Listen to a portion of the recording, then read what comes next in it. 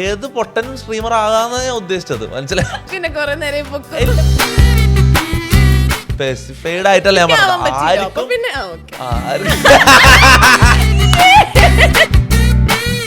അത് വേണ്ട, അത് വേണ്ട, കട്ടിയല്ല, അതെന്തായാലും ഇടണം. എനിക്ക് മനസ്സിലായത് ഒരു 9ാം ക്ലാസ്സുകാരന്റെ ബുദ്ധിയൊന്നുമല്ല തൊപ്പിക്കുള്ളത്. ഈ 3 മണിക്ക് തൊപ്പീനെ വിളിക്കുന്നത് ആര്? തൊപ്പിയുടെ ന്യൂ ഗേൾ ഫ്രണ്ട് റിവീൽ പറഞ്ഞ സംഭവം പറഞ്ഞു എന്നുള്ളതിന്റെ പേരിൽ എൻ്റെ വീട്ടിൽ വന്ന് വീടിൻ്റെ ഡോറ് തല്ലിപ്പൊളിച്ച് ഒരു 5-10 പോലീസുകാർ, 2 വണ്ടി പോലീസുകാർ. ആ സമയത്ത് എൻ്റെ മുടി മറ്റേതായിരുന്നു, വലിയ ഡ്രെഡ് ലോക്സ്. അപ്പൊ അത് കാണുമ്പോൾ തന്നെ ഇവർക്ക് എന്തോ എന്നെ ഒരു നികൃഷ്ട ജീവിയായിട്ട് തോന്നുന്നുണ്ടാവും. ഒരു സ്റ്റാൻഡേർഡ് ഇല്ലാത്ത പരിപാടി ആയിരുന്നു. പക്ഷെ അത്ര വലിയ തെറ്റൊന്നും എനിക്കൊരു ക്രൈമായിട്ടൊന്നും എനിക്ക് ഇപ്പോഴും തോന്നില്ല. ഇപ്പൊ ഞാൻ ചിരിച്ചിട്ട് പറയുന്നത് നോക്കണ്ട കേട്ടോ. ആ സമയത്ത് ഭയങ്കര ട്രോമയായിരുന്നു. കോളേജിൽ പോവാത്തതൊക്കെ ഓർത്തിട്ട് എനിക്ക് ഒരിക്കലും തോന്നാത്ത ഒരേ ഒരു കാര്യം അതാ, പഠിക്കാത്തതിൽ എനിക്ക് ഒരിക്കലും റിഗ്രറ്റ് അടിച്ചിട്ടില്ല. ഈ ഒരു ദിവസം തീരാണ്ടിരുന്നാൽ മതിയായിരുന്നു എന്ന് ആഗ്രഹിച്ച ദിവസം ഉണ്ടല്ലോ, അങ്ങനത്തെ ഒരു ദിവസം ഏതായിരിക്കും? ഉണ്ട്, പക്ഷെ അങ്ങനത്തെ ദിവസം നമ്മൾ ഒരിക്കലും മറക്കില്ല. അതാ ഫസ്റ്റ് ലവിന്റെ സമയത്ത്, ആ ടൈം തന്നെയായിരുന്നു ലൈഫ് അങ്ങനെ തീരെ ചിന്തിച്ചത്. കുട്ടികൾ മാത്രമേ എനിക്ക് ഓഡിയൻസ് ഉണ്ടായിരുന്നുള്ളൂ. അതിനുശേഷം എനിക്ക് മുതിർന്ന ആൾക്കാർ ഓഡിയൻസ് വന്നത് എന്നെ പോലീസ് പിടിച്ചതിന് ശേഷം. അങ്ങനെ ഇനി ഒരിക്കലും അത്ര വലിയ ഹാർട്ട് ബ്രേക്സ് എനിക്ക് വന്നാലും എനിക്ക് ഒരിക്കലും അത് എന്നെ ബാധിക്കൂല എന്ന് എനിക്ക് ഉറപ്പുണ്ട്. 3-4 പോലീസുകാർ ഒരുമിച്ച് അന്ന് സെൽഫിയിൽ എടുത്തിട്ട് പോയി. അത് ഭയങ്കര മെമ്മറബിൾ സംഭവം. ലവ് ആൻഡ് റിവഞ്ച്, ഇതാണ് തീം. നീ നല്ല മനുഷ്യനാ ടോമി. അപ്പൊ ഞാനിപ്പം തൊപ്പിന്റെ അടുത്ത് സംസാരിക്കാൻ തുടങ്ങിയിട്ട് ഇപ്പൊ കുറെ നേരമായി. ലൈക്ക് നമ്മൾ മുന്നത്തെ ഇന്റർവ്യൂ ആണെങ്കിലും അപ്പം തൊപ്പി പറഞ്ഞല്ലോ, തൊപ്പിയാണെങ്കിൽ 9ാം ക്ലാസ് വരെ പഠിച്ചിട്ടുള്ളൂ എന്ന്. പക്ഷെ എനിക്ക് മനസ്സിലായത് ഒരു 9ാം ക്ലാസ്സുകാരന്റെ ബുദ്ധിയൊന്നുമല്ല തൊപ്പിക്കുള്ളത്. കാരണം തൊപ്പി ഇപ്പൊ 2 സെന്റൻസ് പറയുകയാണെങ്കിൽ അതിനകത്ത് ഒരു 5-10 ഇംഗ്ലീഷ് വേർഡ്സ് ഉണ്ടാവും. പിന്നെ തൊപ്പിയുടെ ഇപ്പൊ ഒരു എന്താ പറയാ ലോകവിവരമാണെങ്കിലും സ്കൂളുമായിട്ട് അതിന് ബന്ധമില്ല സത്യം പറഞ്ഞ. അത് മീൻസ് ഞാൻ 9ാം ക്ലാസ്സിൽ പഠിത്തം നിർത്തി. പക്ഷേ എനിക്ക് SSLC ആവശ്യമായിരുന്നു, പാസ്പോർട്ട് കാര്യങ്ങൾക്കെല്ലാം എന്തായാലും SSLC ആവശ്യമാണ്. എന്തെങ്കിലും മുന്നോട്ട് പോകാൻ SSLC ആവശ്യമാണ്. അപ്പം 9ാം ക്ലാസ്സിൽ നിർത്തി ഒരു ബ്രേക്ക് എടുത്തതിന് ശേഷം ഞാൻ 10ാം ക്ലാസ് പരീക്ഷ എഴുതാൻ മാത്രം പോയിരുന്നു. അങ്ങനെ എനിക്ക് SSLC ഉണ്ട് കേട്ടോ, SSLC ബുക്ക് ഇതുണ്ട്. അങ്ങനെ ഡയറക്റ്റ് 9 കഴിഞ്ഞ് 10 പഠിച്ചിട്ടില്ലാന്നേ ഉള്ളൂ. ഞാൻ വേറെ പോയി എഴുതിയെടുത്തു. 10ാം ക്ലാസ് ഇല്ലാത്ത ആളെന്നല്ല. അപ്പോൾ എന്തായിരുന്നു, ഓക്കെ, ഞാൻ ഈ സ്കൂളിൽ നിന്നൊന്നും കിട്ടുന്ന നോളേജ് എനിക്കറിയില്ല. സ്കൂളിൽ നിന്നൊന്നും നമ്മളൊന്നും പഠിച്ചിട്ടില്ല. കാര്യം പറഞ്ഞാൽ ഞാൻ പഠിച്ചത് മൊത്തം ഓൺലൈനിൽ കൂടിയാണ്. കാരണം ഞാൻ ഈ പറഞ്ഞല്ലോ, ഞാൻ വീട്ടിൻ്റെ ഉള്ളിൽ തന്നെ ഇരിക്കുന്ന ഒരു സ്വഭാവം ഉണ്ടായിരുന്നല്ലോ. അപ്പം ആ സമയത്ത് ഈ ഗെയിംസിലൂടെ ആയാലും അല്ലെങ്കിൽ ഓൺലൈൻ വേൾഡിലൂടെ ആയാലും ഇപ്പോൾ യൂട്യൂബ് വീഡിയോസ് ഇപ്പം ഗൂഗിൾ ചെയ്യുന്നു, മറ്റേ ക്വോറ, ഇങ്ങനെ കുറേ കമ്മ്യൂണിറ്റികളുണ്ടല്ലോ. അത് വേറൊരു ഇതുണ്ടല്ലോ, റെഡിറ്റ് ഇങ്ങനെ കുറേ കമ്മ്യൂണിറ്റികളുണ്ട്. ഇതിൽ നിന്നെല്ലാം നമുക്ക് കുറേ ഇൻഫോ കിട്ടും. ഇത് കുറേ കൊല്ലം ഞാൻ അതിൻ്റെ ഉള്ളിൽ തന്നെ ഇരുന്ന് ഞാനിങ്ങനെ ഈ ഓൺലൈൻ വേൾഡിലാണല്ലോ. പിന്നെ പറഞ്ഞാൽ ഗെയിമിൽ നമുക്ക് പല ഭാഷക്കാരെ ഫ്രണ്ട്സിനെ കിട്ടും, ഹിന്ദിക്കാരെ കിട്ടും, ഇംഗ്ലീഷുകാരെ കിട്ടും, പല ഭാഷയിലുള്ള ഫ്രണ്ട്സിനെ കിട്ടും. ഈ റിയൽ ലൈഫിൽ പോലെ അല്ല, ഗെയിമിൽ എല്ലാം മിക്സ് ആയിരിക്കും.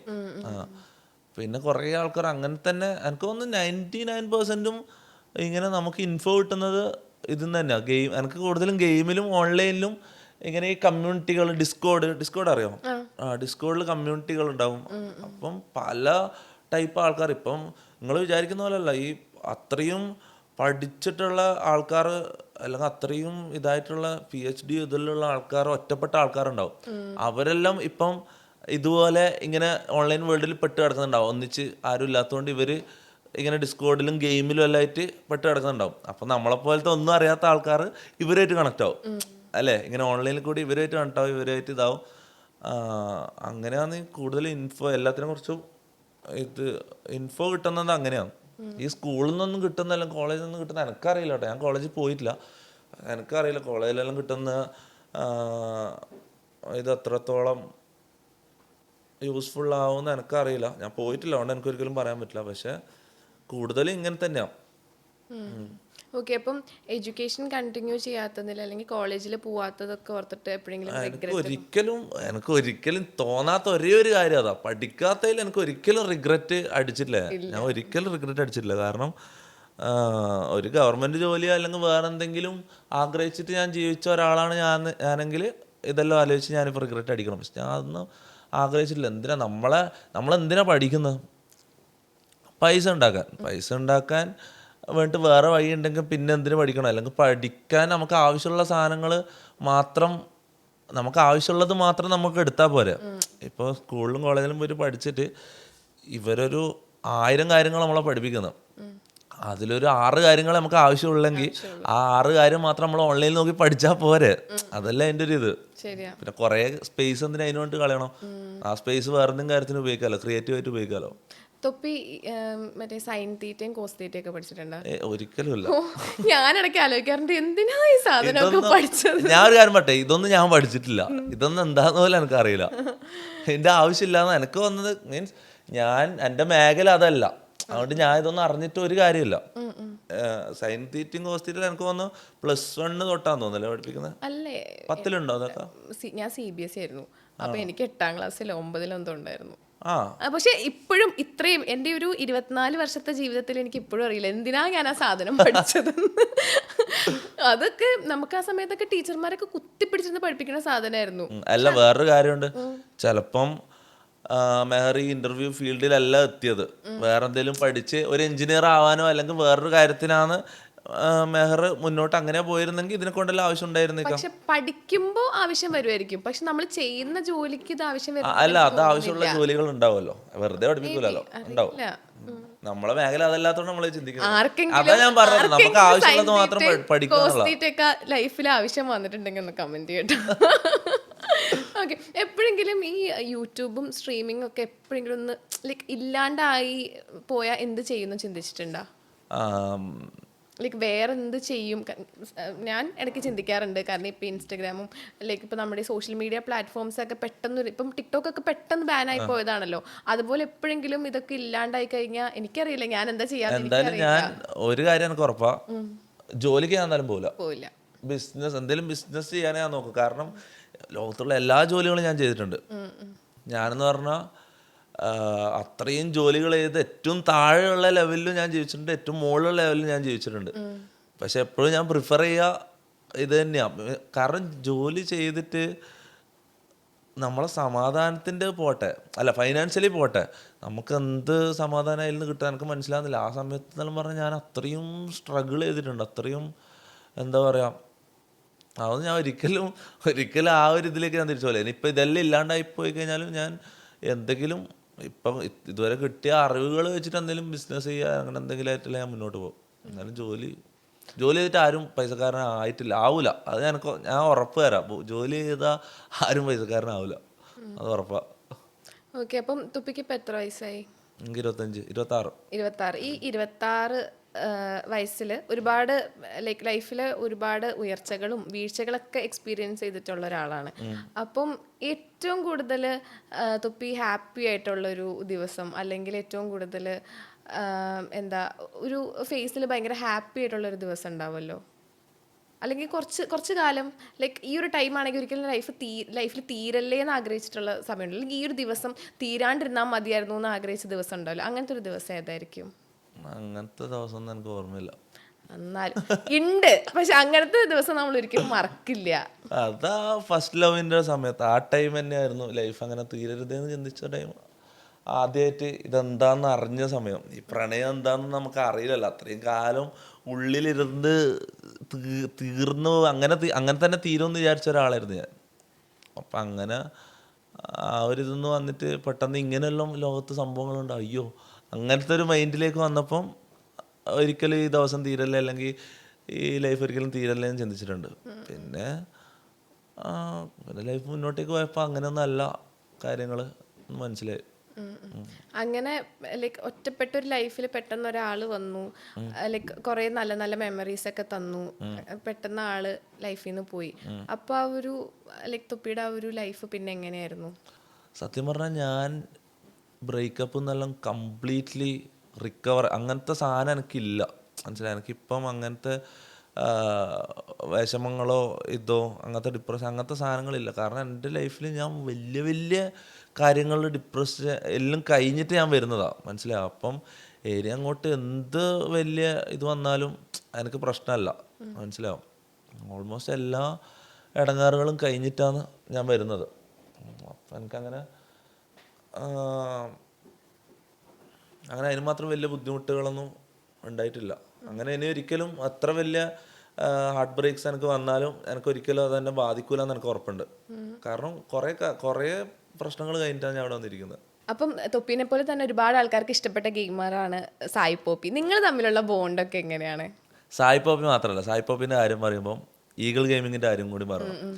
ഇവർ സത്യം പറഞ്ഞാൽ ഇവരൊക്കെയാണ് പ്രോപ്പർ ഗെയിമേഴ്സ് എന്ന് പറയേണ്ടത്. ഞാൻ gamer cum streamer cum entertainer അങ്ങനെ എന്തെങ്കിലും എല്ലാം കാറ്റഗറി എന്നെ പിടിക്കാൻ പറ്റും. ഗെയിമർ, പ്രോപ്പർ ഗെയിമർ എന്ന് പറഞ്ഞാൽ സായി പോപ്പി, ഈഗിൾ ഗെയിമിങ്, ഇവരെന്നെല്ലാം പറഞ്ഞാൽ ഗെയിമിൽ അത്രയും ഡെഡിക്കേറ്റഡ് ആയിട്ട് ഗെയിം മാത്രം കളിച്ചിട്ട് ഇത്രയും റീച്ച് ഉണ്ടാക്കിയ ആൾക്കാരാണ്. ഞാൻ എന്ന് പറഞ്ഞാൽ പല കോമാളിത്തരങ്ങളും പല ഡാൻസ് കളി, പാട്ടുപാടൽ, മറ്റേ പുറത്ത് പോക്ക്, അയ്യാറിൽ അത് ഇത് അതിൻ്റെ ഇടയ്ക്ക് ഗെയിം കളിക്കും. അങ്ങനെയാണ് ഇവരെന്ന് പറഞ്ഞാൽ ഗെയിം മാത്രം കളിച്ചിട്ട് സ്കില്ല് വെച്ച് ആൾക്കാരെ കൂട്ടിയ രണ്ട് ആൾക്കാരാണ് ഗെയിമേഴ്സ്. പിന്നെ വേറെ കുറേ ഗെയിമേഴ്സ് ഉണ്ട്, വളരെ കുറവാണല്ലേ ഗെയിമേഴ്സ്, വളരെ കുറവാണല്ലേ. ഞാനെപ്പോൾ ആലോചിക്കുന്നൊരു കാര്യം ഇതാണ്, മീൻസ് ഇപ്പോൾ ഒരു സിംഗറിനെക്കാളും അല്ലെങ്കിൽ ഒരു ആക്ടറിനെക്കാളും റവന്യൂ ജനറേറ്റ് ചെയ്യാൻ പറ്റുന്ന ഒരു സംഭവമാണ് ഈ സ്ട്രീമിംഗ് എന്ന് പറഞ്ഞാൽ. ഈ സ്ട്രീമിംഗ് പ്ലാറ്റ്ഫോമുകളിൽ റവന്യൂ ജനറേറ്റ് ചെയ്യാൻ പറ്റും. എത്രയാണ് അൺലിമിറ്റഡാ. ഇത് എത്രത്തോളം നമുക്ക് ആൾക്കാരെ കൂട്ടാൻ പറ്റുമോ, അല്ലെങ്കിൽ എത്രത്തോളം ടൈം, എത്രത്തോളം ഹവേഴ്സ് കംപ്ലീറ്റ് ചെയ്യാൻ പറ്റുമോ അത്രത്തോളം റവന്യൂ ഉണ്ടാക്കാം. വാച്ച് അവേഴ്സ് ഒന്നും മാറ്റർ അല്ല, റവന്യൂ ജനറേറ്റ് ചെയ്യാൻ വാച്ച് ഹവേഴ്സ് മാറ്ററാണ്. അതെല്ലാം ഓരോ കോൺട്രാക്ട് പോലെയാണ്. അപ്പം ഞാൻ ആലോചിക്കുന്നത് ഇത്രയും ഓപ്പർച്യൂണിറ്റികൾ അല്ലെങ്കിൽ ഇത്രയും സ്കോപ്പുള്ളൊരു പരിപാടിക്ക് എനിക്ക് തന്നെ ഇത് തോന്നുന്നു. ശരിക്കും പറഞ്ഞാൽ ഇത് ഞാൻ ഇങ്ങനെ പറയാൻ പറ്റില്ല, പക്ഷെ എനിക്ക് തന്നെ തോന്നുന്നു ഇത് എന്തുകൊണ്ട് ഇതിൽ കോമ്പറ്റീഷൻ ഇല്ലയെന്ന് എനിക്ക് തോന്നുന്നു. കാരണം നമ്മൾ ഈ 2-3 ആൾക്കാരെ ഈ സ്ട്രീമേഴ്സ് എന്ന് പറഞ്ഞിട്ടുള്ളൂ, അല്ലെങ്കിൽ ഗെയിമേഴ്സ് സ്ട്രീമേഴ്സ് എന്ന് പറഞ്ഞിട്ട് ഈ 2-3 ആൾക്കാരേ ഉള്ളൂ. ഇപ്പം സിംഗിങ് എന്ന് പറഞ്ഞ മേഖലയാണെങ്കിൽ 1000 ആൾക്കാർ നമുക്ക് കോമ്പറ്റീഷൻ ഉണ്ട് അങ്ങോട്ടും ഇങ്ങോട്ടും, കുറേ ആൾക്കാരുണ്ട്. കാരണം അതിൽ സ്കോപ്പ് ഉള്ളതുകൊണ്ട് കുറേ ആൾക്കാർ കോമ്പറ്റീഷൻ ഉണ്ട്, പലർക്കും റീച്ച് ഉണ്ട്, പലർക്കും റീച്ച് ഇല്ല, അങ്ങനെയല്ലേ. ഇപ്പോൾ ആക്ടേഴ്സ് ആയാലും വേറെ ഏത് മേഖലയിലായാലും കുറേ ആൾക്കാരുണ്ട്, കോമ്പറ്റീഷൻ ഉണ്ട് അങ്ങോട്ടും ഇങ്ങോട്ടും. ഈ ഗെയിമേഴ്സ് അല്ലെങ്കിൽ സ്ട്രീമേഴ്സ് എന്ന് പറയുമ്പം ഈ ഇൻഫ്ലുവൻസേഴ്സിനെക്കാളും അല്ലെങ്കിൽ സിംഗേഴ്സിനെക്കാളും ആക്ടേഴ്സിനെക്കാളും പൈസ ഉണ്ടാക്കാൻ പറ്റുന്ന ഒരു ഫീൽഡായത്. എന്നിട്ടും എന്തുകൊണ്ട് ആൾക്കാർ ഇതിലേക്ക് വരുന്നില്ല എന്നുള്ളത് എനിക്ക് ഭയങ്കര കൺഫ്യൂഷനാണ്. സാധാരണ ഒരു കാര്യത്തിൽ ഒരു മേഖലയിൽ സ്കോപ്പ് കൂടുമ്പോൾ അതിൽ ആൾക്കാരും കൂടുമല്ലോ, ചെയ്യുന്ന ആൾക്കാർ കൂടുമല്ലോ. അപ്പോൾ സ്ട്രീമേഴ്സ് ലിറ്ററലി 3-4-5 ആൾക്കാരോ. ഈ ഇപ്പം ഞാനിപ്പോൾ എന്നോട് ചോദിച്ചാൽ സായി പോപ്പിൻ്റെ കാര്യം മാത്രമാണ്. സായി പോപ്പി പിന്നെ ഈഗിൾ ഗെയിമിങ് ഇങ്ങനെ 2-3 ആൾക്കാരേ ഉള്ളൂ. അപ്പം സായിപ്പിൻ്റെ എല്ലാം കാര്യം എന്ന് വെച്ചാൽ ഓക്കെ. വേറൊരു കാര്യമുണ്ട്, ഇപ്പോൾ ഓൾമോസ്റ്റ് നിനക്ക് അറിയുന്ന ഗെയിമേഴ്സ് ആരൊക്കെയാണ്?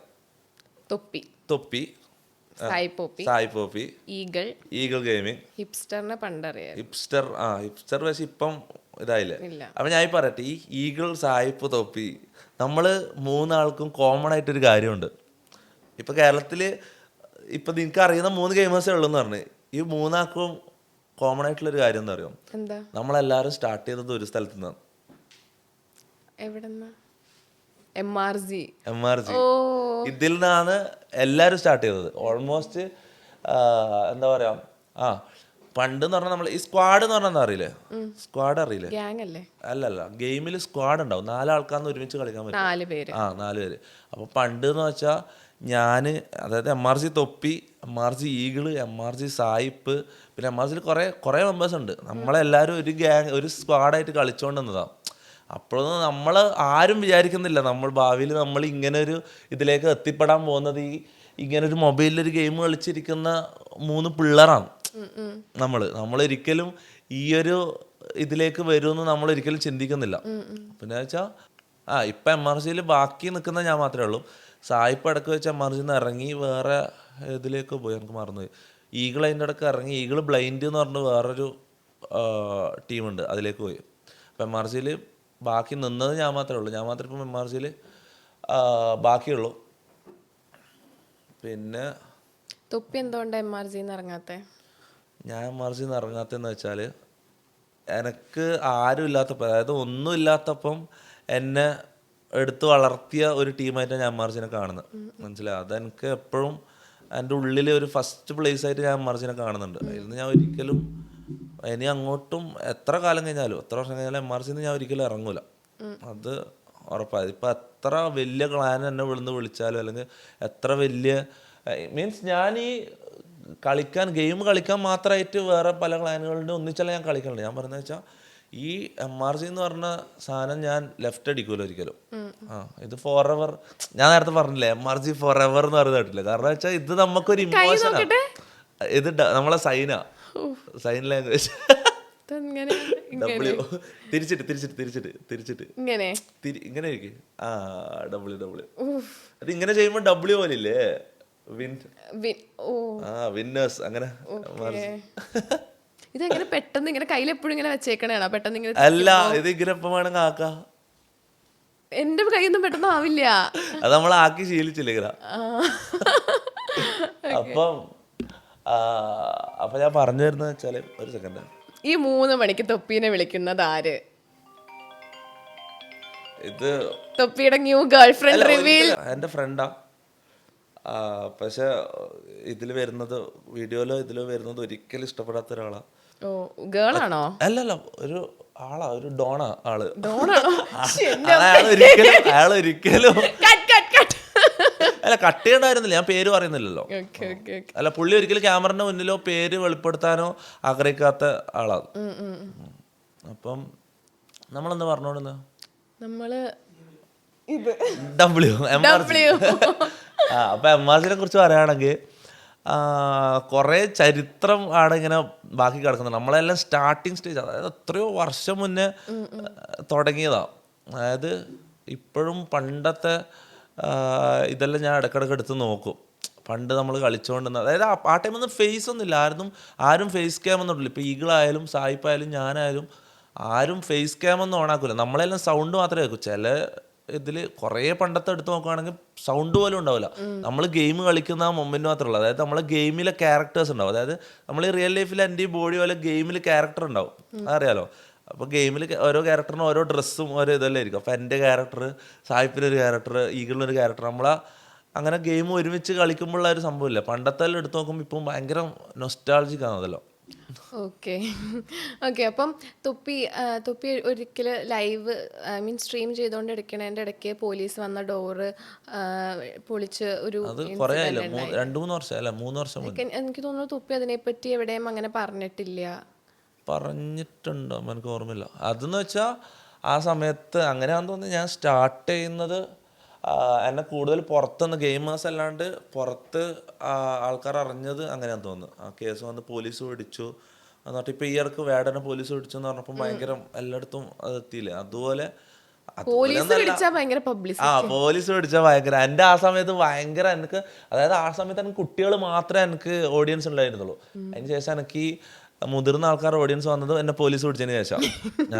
അത് പക്ഷേ ഒരു കേസാണ്, അത് പറയാൻ കൊള്ളാത്ത വളിക്കേസ് എന്ന് പറയും. വളിക്കേസ്, അതായത് ഞാൻ മലപ്പുറത്തൊരു ഉദ്ഘാടനത്തിന് പോയി.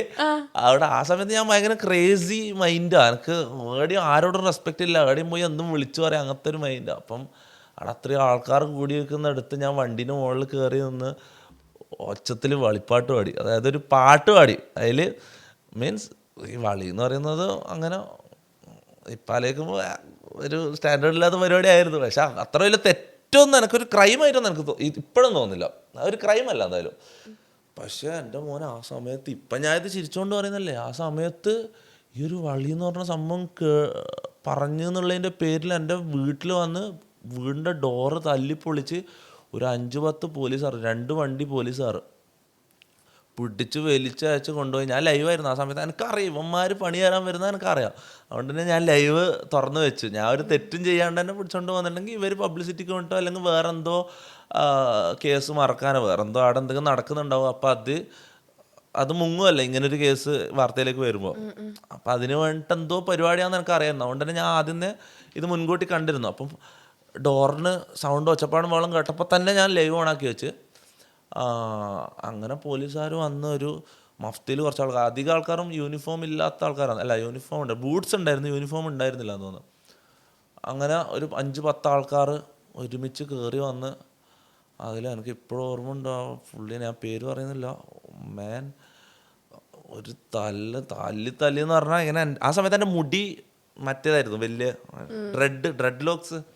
അപ്പോൾ അത് കാണുമ്പോൾ തന്നെ ഇവർക്ക് എന്തോ എന്നെ ഒരു നികൃഷ്ട ജീവിയായിട്ട് തോന്നുന്നുണ്ടാവും, ഒരു പാറ്റയോ ഒരു കൂറയെല്ലാം പോലെ ഇങ്ങനെ 2 കൊമ്പലായിട്ട്. അപ്പോൾ ഇത് രണ്ടും പിടിച്ച് വലിച്ചിട്ടാണ് എന്നെ പുറത്തേക്ക് കൊണ്ടുവന്നത്. അതായത് എൻ്റെ ആ മുടി പിടിക്കാൻ നല്ല ഗ്രിപ്പാന്ന് തോന്നുന്നു, എന്താണെന്ന് എനിക്കറിയില്ല.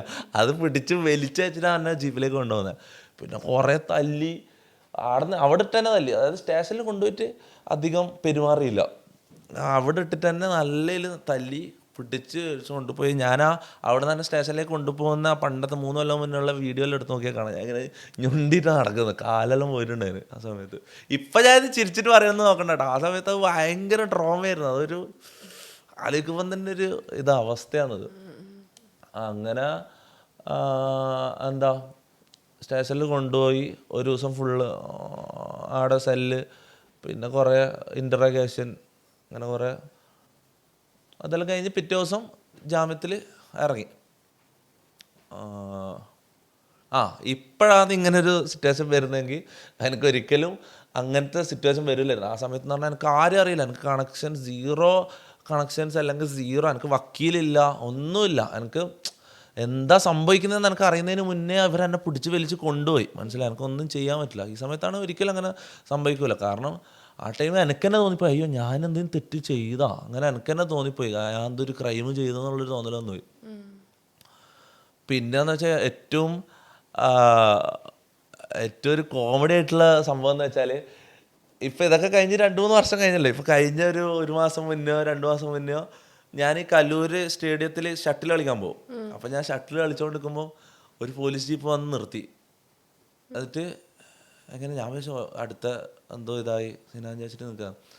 അത് വന്നിട്ട് ഒരു 3-4 പോലീസുകാർ ഒരുമിച്ച് വന്ന് സെൽഫിയെല്ലാം എടുത്തിട്ട് പോയി. അത് ഭയങ്കര മെമ്മറബിൾ സംഭവം. നേരത്തെ എന്നോട് ചോദിച്ചില്ലേ ഈ ഫാൻ മൊമെന്റ്സിൽ ഏറ്റവും മെമ്മറബിൾ ആയിട്ടുണ്ട്, അതാണ് ഞാൻ ഓർത്തെടുക്കാൻ വിട്ടുപോയ കാര്യം ഇതാണ്.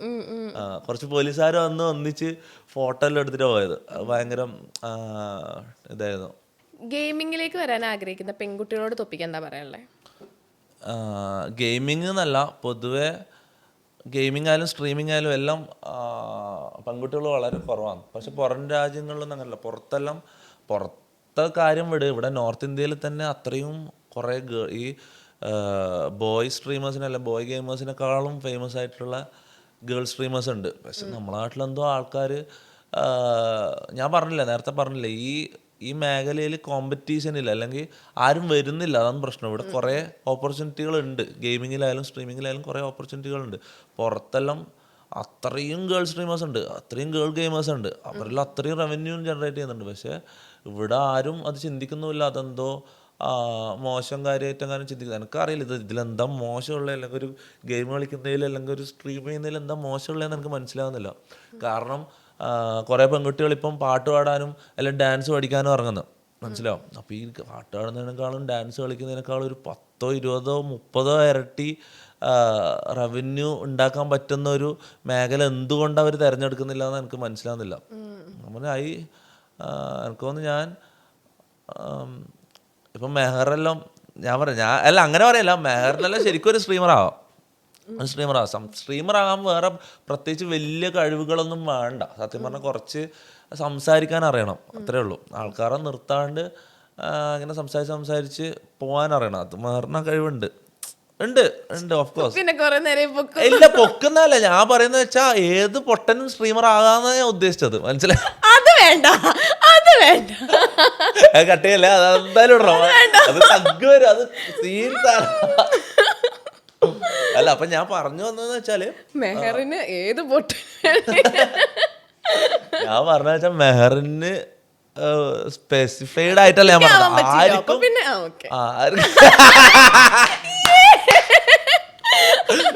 അല്ല ആർക്കും ആണെങ്കിലും ഇതിലേക്ക് ഇറങ്ങാം. ഇതിന് പ്രത്യേകിച്ച് ടാലന്റോ അല്ലെങ്കിൽ പ്രത്യേകിച്ച് ഒരു ഇത് വേണമെന്ന് എനിക്ക് തോന്നില്ല. എനിക്കൊരു ടാലന്റ് ഉള്ളതായിട്ട് എനിക്ക് തോന്നില്ല. എനിക്ക് കുറച്ച് ചിന്തിക്കാനുള്ള കഴിവുണ്ട്, കുറച്ച് സംസാരിക്കാനുള്ള കഴിവുണ്ടോയെന്ന് ചോദിച്ചാൽ എനിക്കറിയില്ല. അത്യാവശ്യം സംസാരിക്കാനുള്ള അത്രേ വേണ്ടു. സ്ട്രീമർ ആകാൻ ഗെയിമർ ആകാൻ അത്ര. പിന്നെ ഗെയിം കളിക്കാനുള്ള സ്കിൽസ് ഞാൻ നന്നായിട്ട് പബ്ജി കളിക്കുമായിരുന്നു. സത്യം പറഞ്ഞാൽ ഇപ്പോഴുള്ള ഫേമസ് ആയിട്ടുള്ള നോർത്ത് ഇന്ത്യയിലെ സ്ട്രീമേഴ്സിന് ആർക്കും 1 മില്യൺ 2 മില്യൺ സബ്സ്ക്രൈബേഴ്സ് ഉള്ള ഫീമെയിൽ സ്ട്രീമേഴ്സ് ഉണ്ട് പുറം രാജ്യങ്ങളിലും പുറത്തെ സ്റ്റേറ്റ്സിലുള്ള. ഇവർക്ക് ആർക്കും ഒരു തുള്ളി ഗെയിം കളിക്കാൻ അറിയില്ല. ഇവരെന്ന് വെച്ചാൽ ഒരു കോസ്റ്റ്യൂം എല്ലാം ഇട്ടങ്ങ് ഇരിക്കും ഇവര്, മനസ്സിലാവും. പക്ഷെ അത് ഭയങ്കര, ഇവരെ ഞാൻ കളിയാക്കുന്നില്ല കേട്ടോ, അത് ഭയങ്കര ബുദ്ധിയാ ഇവരെന്ന് വെച്ചാൽ ഇവര് ഭംഗി കാണിച്ച് ഇവരങ്ങ് ഇരിക്കും, സംസാരിച്ച ആൾക്കാരെ ഇതാക്കി വെക്കും, മനസ്സിലാവും. അതെല്ലാം ഭയങ്കര ബുദ്ധിയാ. അത് വെച്ചിട്ട് എത്ര പൈസ ഉണ്ടാക്കുന്നു, മനസ്സിലാവും. ഞാൻ പറയുന്ന വെച്ചാൽ കുറച്ച് കാണാൻ ഭംഗി ഉണ്ടാവണം, അല്ലെങ്കിൽ കാണാൻ ഭംഗിയില്ലെങ്കിൽ സംസാരിക്കാൻ അറിയണം. സംസാരം അത്രേ ഉള്ളൂ. അപ്പം ഗെയിമിംഗ് സ്കിൽസ് എന്നാലും പറഞ്ഞാൽ നമുക്ക് ഡെവലപ്പ് ചെയ്തെടുക്കാനേ ഉള്ളൂ. അതെല്ലാം പഠിച്ചെടുക്കാന്നേ ഉള്ളൂ. അത് ഇനി പഠിച്ചില്ലെങ്കിലും കുഴപ്പമൊന്നുമില്ല. ജസ്റ്റ് ബേസിക് അറിഞ്ഞാൽ മതി. ഇങ്ങനെ ചുമ്മാ കളിച്ചിരിക്കുന്നവർ തന്നെ കൂടുതൽ സംസാരിച്ച ആൾക്കാരെ എൻ്റർടൈൻ ചെയ്ത് നിർത്തിക്കുന്നുണ്ട്, മനസ്സിലാവും. അപ്പോൾ I encourage all the girls to streaming. അപ്പം തൊപ്പി നമ്മൾ ഒരുപാട് വിശേഷങ്ങളൊക്കെ പറഞ്ഞു. രാത്രി 4 മണിക്കാണ് സമയം എത്രയാ? 4 മണിയായി രാത്രി. തൊപ്പിയുടെ ഒരു ഡെഡിക്കേഷൻ എടുത്ത് പറയാണ്ട് വയ്യ. Thank you so much. Alright അതെന്താ ഓൾറൈറ്റ് എന്തിനാ പറഞ്ഞപ്പോ? ഇറ്റ്സ് ഓൾറൈറ്റ് എന്നല്ലേ പറയേണ്ടത്. താങ്ക് യു പറയുമ്പോഴാ അങ്ങനെ പറയും? അതറിയില്ല, എനിക്കറിയില്ല. ഞാൻ ആ സ്കൂളിൽ ഞാൻ പഠിച്ചിട്ടില്ല. ഇറ്റ്സ് ഓക്കെ എന്ന് പറയില്ലേ? താങ്ക് യു എന്ന് പറഞ്ഞാൽ ഇറ്റ്സ് ഓക്കെ എന്ന് പറയില്ലേ? പറയുമ്പോ പൊതുവെ വെൽക്കം അല്ലേ പറയാ? ഇറ്റ്സ് ഓക്കെ എല്ലാം പറയോ? അല്ല, ഇറ്റ്സ് ഓൾറൈറ്റ് പറയോ? നോ മെൻഷൻ എന്ന് അറിയില്ലേ? താങ്ക് യു എന്ന് പറയുമ്പോ നോ മെൻഷൻ എന്ന് അറിയില്ലേ? അതിന്റെ അതേ സാധനം തന്നെ ഇറ്റ്സ് ഓൾറൈറ്റ്. സോറി. ഓക്കെ, അപ്പൊ thank you so much. Okay, it's alright. Love and revenge, ഇതാണ് തീം. നീ നല്ല മനുഷ്യനാ ടോമി.